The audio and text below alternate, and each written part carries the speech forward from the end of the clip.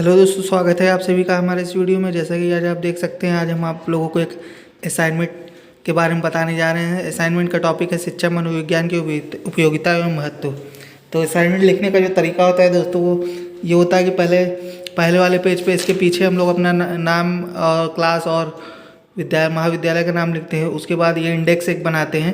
यदि ये पहले से दिया हुआ है तो ठीक है, नहीं तो आपको लाइन खींच के स्केल से यहाँ पे date, page number, subject of teacher और यहाँ टॉपिक का नाम देना पड़ेगा।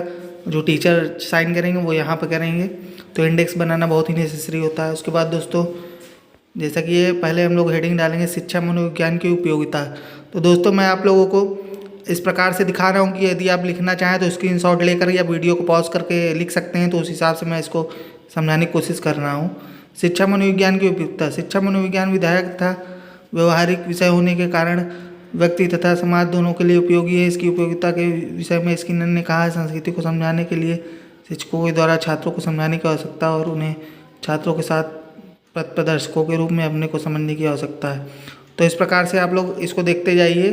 स्क्रीनशॉट लेना, स्क्रीनशॉट देख लीजिए, नहीं तो आप वीडियो पॉज करके लिख सकते हैं। मैं दिखा दे रहा हूँ। पहले ये देखिए, आ गया आपका शिक्षा मनोविज्ञान की उपयोगिता। उसके बाद ये देखिए, इस प्रकार से इसको देखते चले जाइए। फिर यहाँ आएगा उपयोगिता। उपयोगिता यहाँ तक है। उसके बाद नेक्स्ट पेज में देखते हैं। उसके बाद एक हेडिंग आती है स्वयं का ज्ञान व तैयारी। तो ये 10 से 12 पेज की असाइनमेंट है। स्वयं का ज्ञान व तैयारी, इसका आप स्क्रीनशॉट ले लिए या वीडियो पॉज करके लिख लीजिए। उसके बाद आता है बाल विकास का ज्ञान। मनोविज्ञान के अध्ययन से शिक्षक को बाल विकास की विभिन्न अवस्थाओं का ज्ञान हो जाता है। वह इन अवस्थाओं में बालकों की शारीरिक, मानसिक, सामाजिक आदि विशेषताओं से परिचित हो जाता है। वह इन विशेषताओं को ध्यान में रखकर विभिन्न अवस्थाओं के बालकों के लिए पाठ्य विषयों और क्रियाओं का चुनाव करने में सफलता प्राप्त करता है। उसके बाद नेक्स्ट हेडिंग है बाल स्वभाव व व्यवहारिक ज्ञान।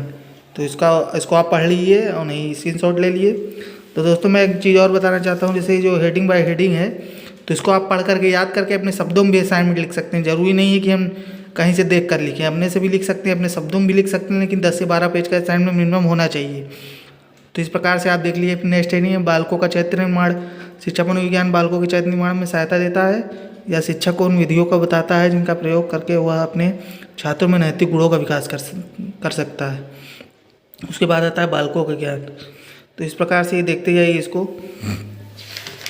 उसके बाद नेक्स्ट है दोस्तों, यदि मैं पढ़ के और समझाऊंगा तो ये वीडियो बहुत लंबा हो जाएगा, इसलिए मैं सिर्फ आपको ये दिखाने की कोशिश कर रहा हूँ। बालकों की आवश्यकता का ज्ञान, इसको देख लीजिए। उसके बाद है बालक की व्यक्तिगत विभिन्नताओं का ज्ञान, बालकों की मूल प्रवृत्तियों का ज्ञान। दोस्तों, एक चीज़ और है, जैसे हमने लिखा है तो इसके नीचे आप हेडिंग से ब्लैक पेन से लाइन खींच लीजिए तो और अच्छा लगेगा, और एक लाइन छोड़ के आगे से लिखिए। और इनमें मनोवैज्ञानिकों का नाम भी बीच बीच में देखना है। जैसे यहाँ देखिए लिखिए मैकडॉवेल के अनुसार मूल प्रवृत्तियों संपूर्ण मानव व्यवहार की चालक है। शिक्षा मनोविज्ञान अध्यापक को बताता है कि मूल प्रवृत्तियाँ विभिन्न आयु के बालकों को किस प्रकार व्यवहार का कारण होती हैं। तो इस प्रकार से बीच बीच में वैज्ञानिकों का नाम भी देना है इसमें।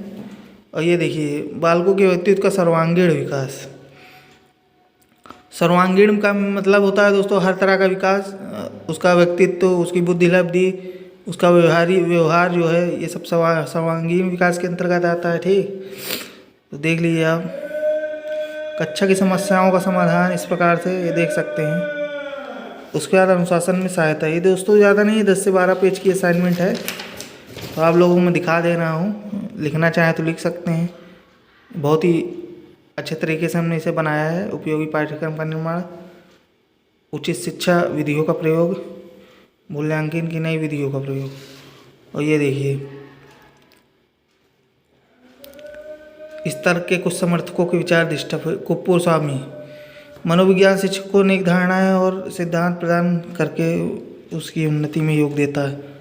कोलसेनी के अनुसार शिक्षा मनोविज्ञान शिक्षक विशेष को यह निर्णय करने में सहायता दे सकता है कि वह विशिष्ट परिस्थिति में अपनी विशेष समस्या का समाधान किस प्रकार करें। ब्लेयर के अनुसार इस प्रकार से देखिए शिक्षा मनोविज्ञान का महत्व, ये बाल केंद्रित शिक्षण पद्धति में परिवर्तन, पाठ्यक्रम,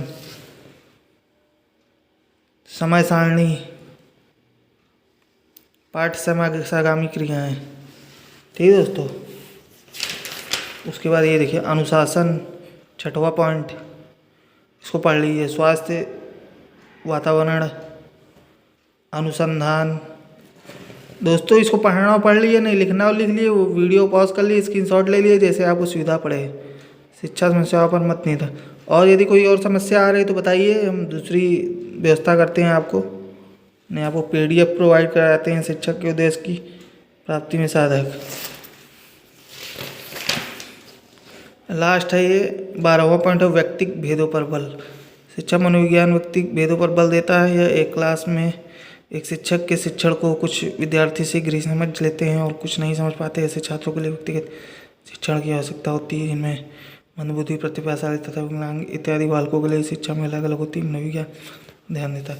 दोस्तों मैं बता रहा हूँ, जैसे कि जो असाइनमेंट होती है आपकी, असाइनमेंट होती है, देखिए कितने पेज की होती है मैं आपको बताना चाह रहा हूँ। देखिए एक ऐसे गिनते हैं, 1 2 3 4 5 6 7 8 9 10 11 पेज की असाइनमेंट। दोस्तों बस असाइनमेंट इतनी होती है। बाकी यदि आपको किसी प्रकार की कोई समस्या है तो आप कमेंट बॉक्स में कमेंट कर सकते हैं। मिलते हैं नेक्स्ट वीडियो में, तब तक के लिए नमस्कार।